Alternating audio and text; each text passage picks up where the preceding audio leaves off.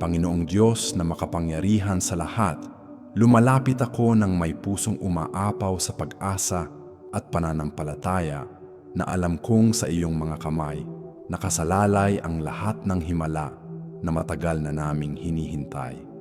Panginoon, may mga sugatang puso sa iyong harapan, mga taong umabot na sa hangganan ng kanilang lakas, na nakita ang kanilang mga pangarap na sinasakal ng masasamang kalagayan ng buhay. Ngunit naniniwala ako, Ama, na ito ang sandali kung kailan ang iyong kaluwalhatian ay mahahayag sa isang pambihirang paraan. Ikaw ang Diyos ng mga imposible, ang siyang nagpapanumbalik ng pag-asa kung saan ito ay tila tuluyan ng namatay. Ipinahahayag ko sa bawat buhay na naghahanap sa iyo sa sandaling ito na hindi oras para sumuko, hindi oras para tumigil sa paniniwala dahil ang mga pangarap na nagmumula sa iyo ay hinding-hindi mamamatay. Naway bumaba ang iyong makapangyarihang presensya sa bawat taong nananalangin kasama namin. Pinupuno sila ng panibagong pananampalataya at ng hindi matitinag na pag-asa.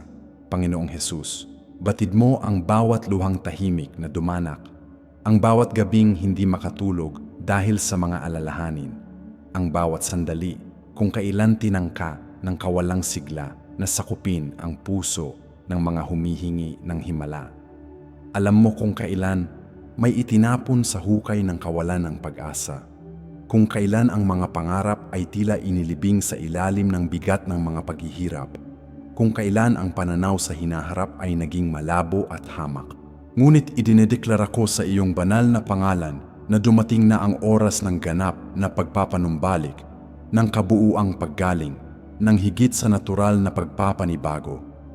Naway matanggap ng bawat sugatang tao sa sandaling ito ang paggaling ng Panginoon, hindi lamang sa katawan kundi pati sa kaluluwa, sa espiritu, sa emosyon.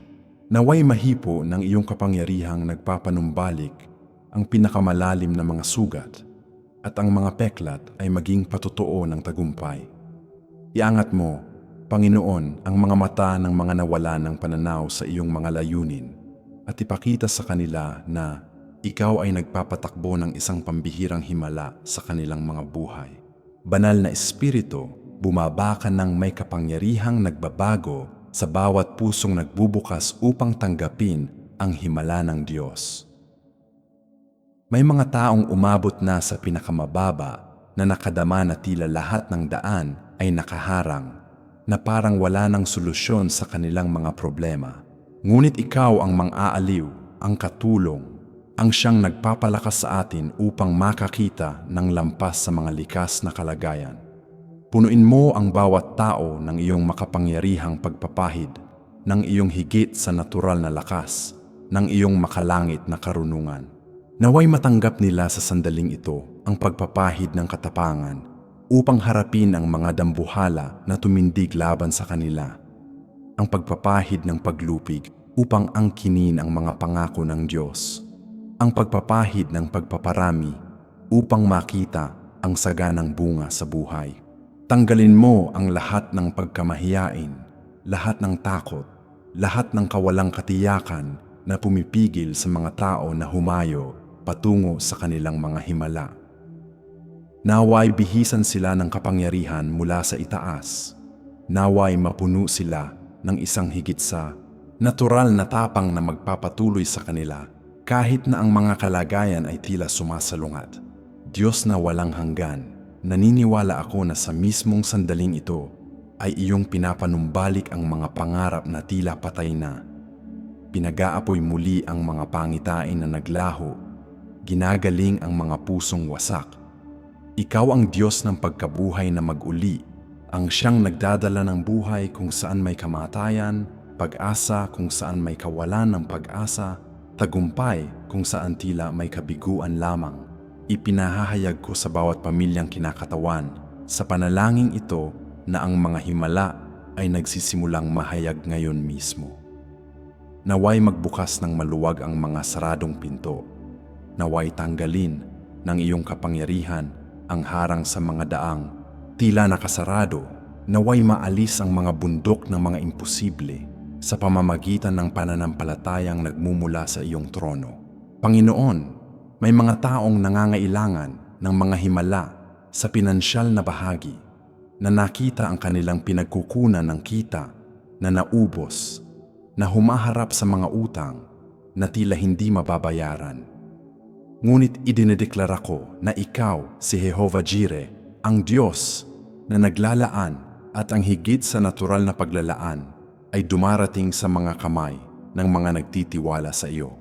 Ama ng mga awa, may mga pusong humihingi ng mga himala ng pisikal na paggaling.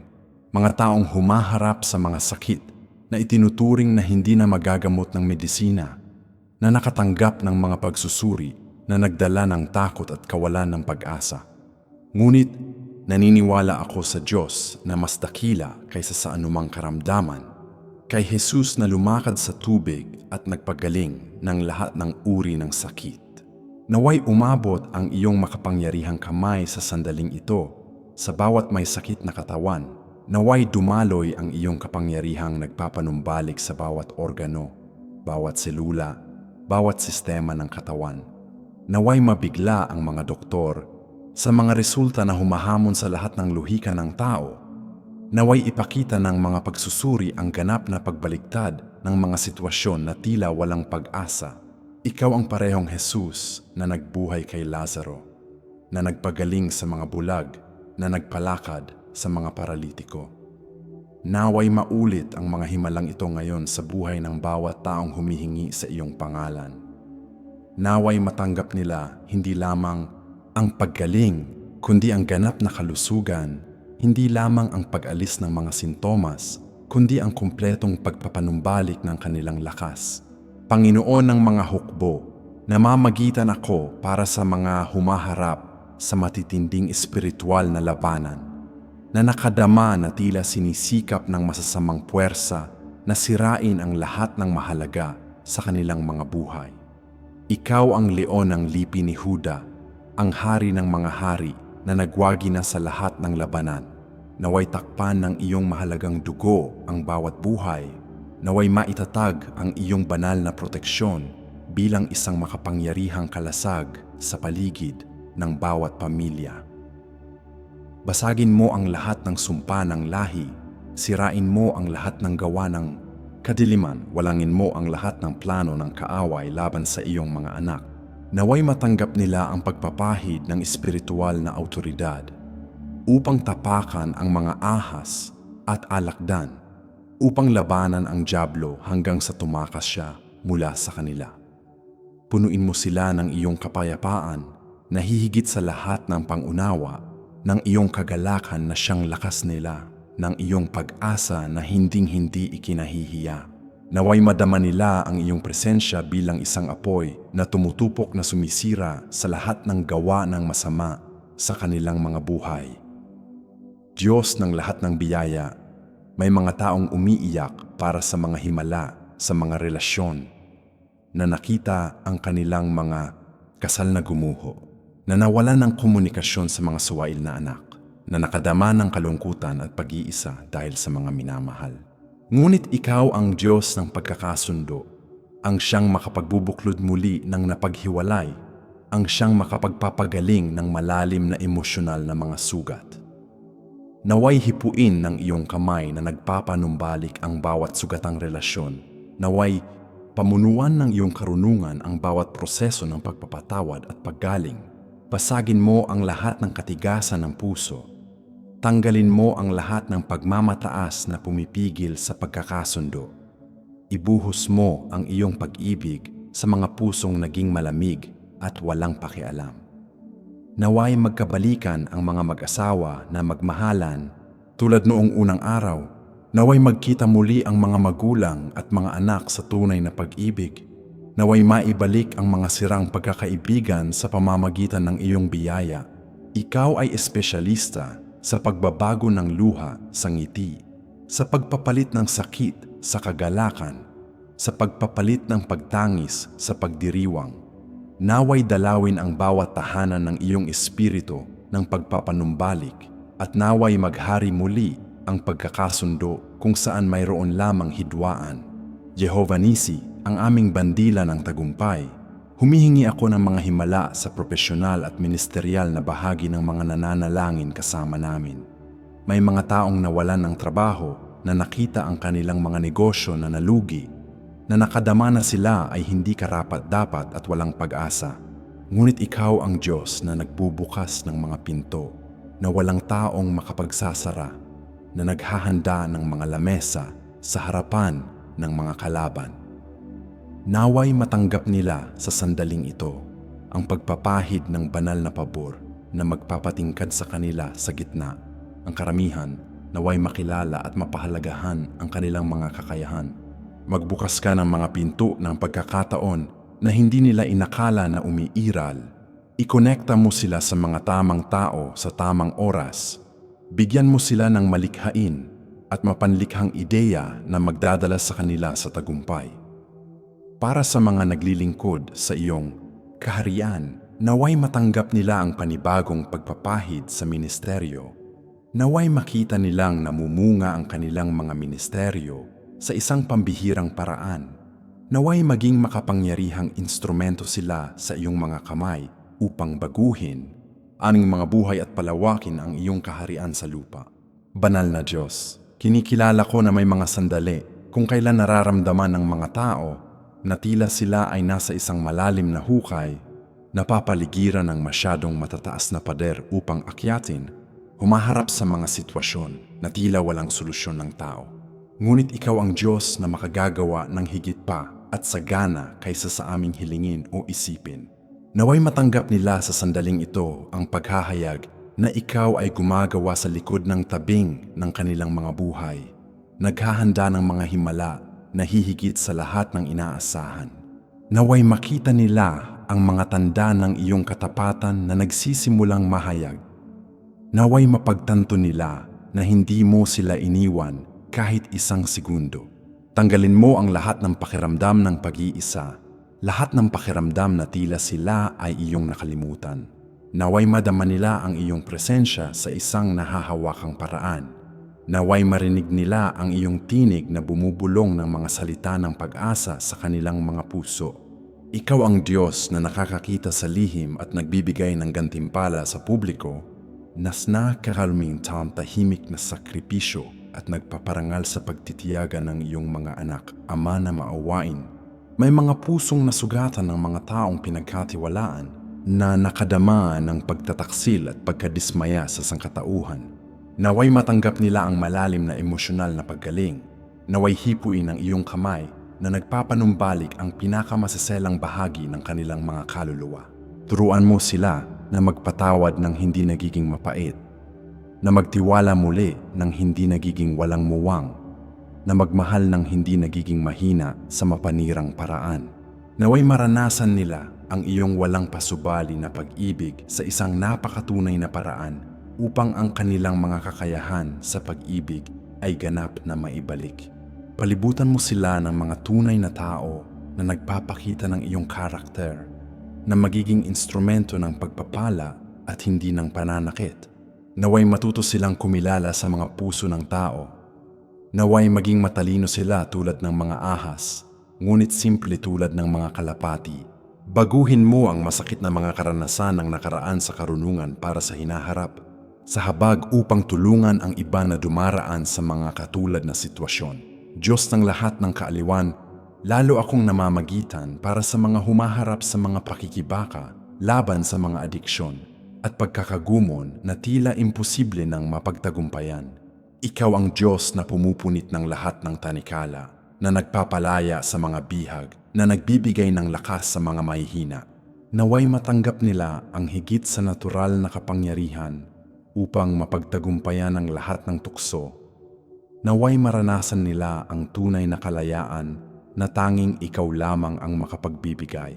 Galingin mo ang emosyonal na mga sugat na nagbigay daan sa mga mapanirang pag-uugaling ito. Ipanumbalik mo ang kanilang pagpapahalaga sa sarili. Ibalik mo sa kanila ang dignidad na ninakaw. Palibutan mo sila ng mga taong susuporta sa kanila sa proseso ng pagpapalaya, na magpapalakas ng loob sa kanila sa mga sandali ng kahinaan. Naway matuklasan nila ang marangal na mga layunin para sa kanilang mga buhay. Naway matagpuan nila ang tunay na kasiyahan sa paglilingkod sa iyo at sa kapwa.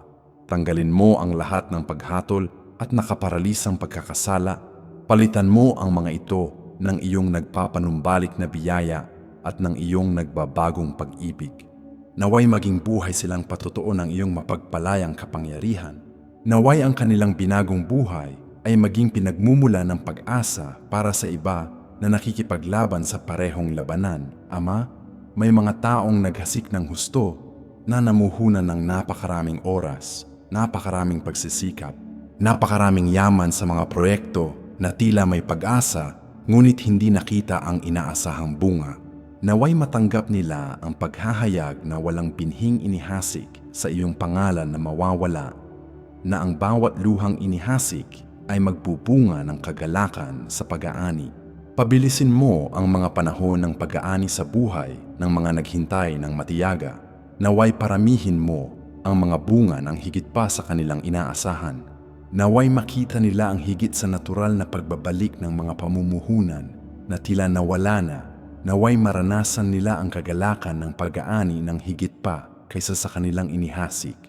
Ikaw ang Diyos ng pagpaparami, ang siyang makagagawa ng 5 tinapay at 2 isda na maging pagkain para sa maraming tao. Naway ang maliit na yaman sa mga kamay ng iyong anak ay dumami sa isang pambihirang paraan. Naway ang kanilang mga handog ng pag-ibig at paglilingkod ay dumami sa mga pagpapala na aabot sa mga henerasyon. Turuan mo sila na maging tapat sa kaunti upang sila ay maitatag sa marami. Hari ng mga hari, sa sandaling ito ay idinedeklara ko na dumating na ang oras ng higit sa natural na pagbabago sa buhay ng bawat taong humihingi ng himala. Naway makadama sila ng pagbabago sa espiritual na himpapawid. Naway mapagtanto nila na may bagong isinisilang sa kanilang mga buhay. Tanggalin mo ang lahat ng salita ng kawalang sigla na ipinahayag laban sa kanila. Walangin mo ang lahat ng negatibong propesya na nagtangkang magtakda ng kanilang kapalaran. Palitan mo ang mga salita ng kamatayan ng mga salita ng buhay, ang mga dekreto ng kabiguan ng mga dekreto ng tagumpay, ang mga hatol ng imposible ng mga deklarasyon ng mga himala. Naway matanggap nila ang mga pangitain at mga pangarap mula sa Diyos na magpapanibago ng kanilang mga pag-asa, na magpapakita sa kanila ng mga plano na mayroon ka para sa kanila. Punuin mo ang kanilang mga puso ng isang banal na pag-asa, ng isang masayang paghihintay para sa mga himala na darating. Naway matulog sila ng payapa na alam nilang iniingatan mo ang kanilang mga pangarap. Naway gumising sila bawat umaga nang may panibagong pag-asa na ito, ang araw ng himalang matagal na nilang hinihintay. Ang mga himala na ginawa mo sa nakaraan ay patuloy na ginagawa ngayon dahil ang iyong kapangyarihan ay hindi man lang nabawasan. Naway dalawin ang bawat taong nananalangin kasama namin ng isang makapangyarihang pagpapakita ng iyong kaluwalhatian. Naway maranasan nila ang isang nakapagbabagong pagkikita sa iyo, na ganap na magpapalit ng kanilang pananaw sa mga kalagayan. Naway matanggap nila ang pananampalataya upang maglipat ng mga bundok, pag-asa na hinding-hindi ikinahihiya, pag-ibig na hihigit sa lahat ng pangunawa. Ibuhos mo ang iyong pagpapahid ng mga himala sa kanilang mga buhay, naway maging instrumento sila kung saan mararanasan din ng iba ang iyong higit sa natural na kapangyarihan. Naway ang kanilang mga kwento ng tagumpay ay maging pinagmumulan ng inspirasyon para sa maraming tao. Naway ang kanilang mga patotoo ay magbigay luwalhati sa iyong pangalan sa buong lupa. Amen at Amen. Naway maging gayon ayon sa iyong perpektong kalooban, O Panginoon ng mga himala, aking minamahal na kapatid na lalaki, aking mahalagang kapatid na babae na sumabay sa panalangin ito hanggang dito. Nais kong malaman mo na narinig ng Diyos ang bawat salita na lumabas sa iyong puso sa sandaling ito ng pakikipag-ugnayan sa Kanya. Ang himala na matagal mo nang hinihintay ay hindi lamang posible. Ito ay tiyak dahil ang ating Diyos ay espesyalista sa mga imposible at nalulugod siyang sorpresahin ang mga nagtitiwala sa Kanya. Kung hinipo ng panalangin ito ang iyong puso, Kung nadama mo ang presensya ng Diyos sa isang espesyal na paraan habang nananalangin tayo ng magkasama, nais kitang imbitahan na ipahayag ang iyong pasasalamat sa pamamagitan ng pagpindot sa like button sa ibaba lamang ng video na ito. Makakatulong ito sa maraming iba pang tao na nangangailangan ng parehong salita ng pag-asa na matagpuan ang nilalamang ito. Huwag mong itago ang panalangin ito para sa iyo lamang, aking minamahal.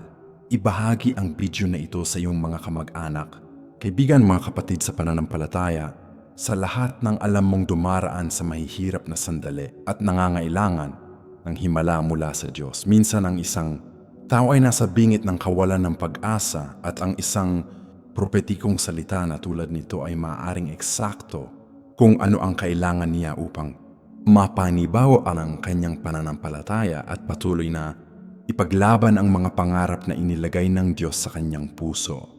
Ikaw ay maaaring maging instrumento na gagamitin ng Diyos upang magdala ng pag-asa sa isang taong nawalan na ng pananaw sa mas magagandang araw.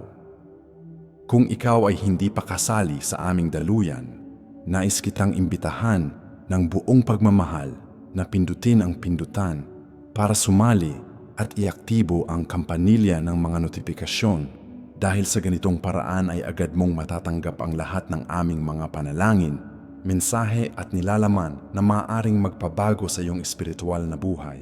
Dito sa daluyan na ito ay lagi kang makakakita ng mga salita ng pananampalataya, paggusa at pagpapalakas ng loob na magpapatibay sa iyong paglalakad kasama ng Diyos at tutulong sa iyo na magtiyaga hanggang sa mahayag ang lahat ng iyong mga himala. Ngayon ay nais kong humingi ng isang napaka-espesyal na pakiusap para sa iyo na nanonood.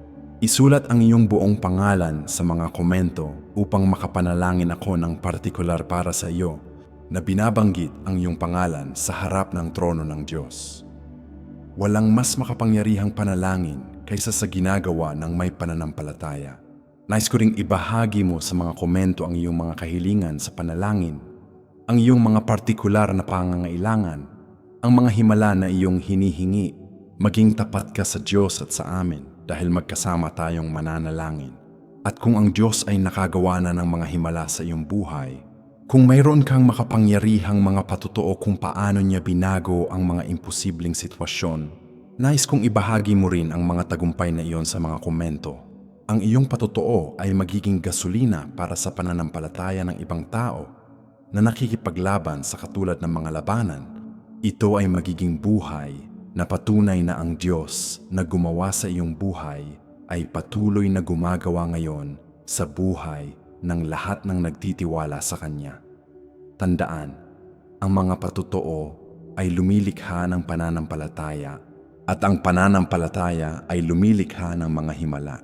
Naway mahayag ang kaluwalhatian ng Diyos sa pamamagitan ng bawat kwento ng tagumpay na ibinahagi dito. Pagpalain ka ni Jesus.